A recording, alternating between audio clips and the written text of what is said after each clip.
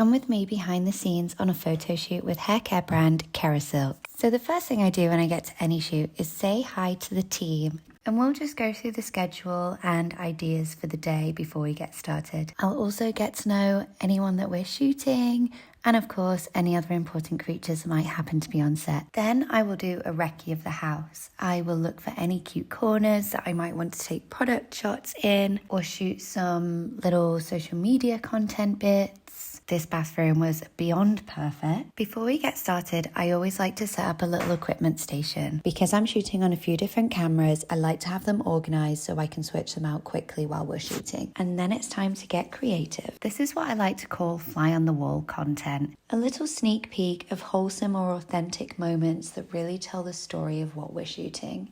I may have also taken full advantage of our super talented hairstylist, Nicholas. I'll also find pockets of time throughout the day to take any product shots.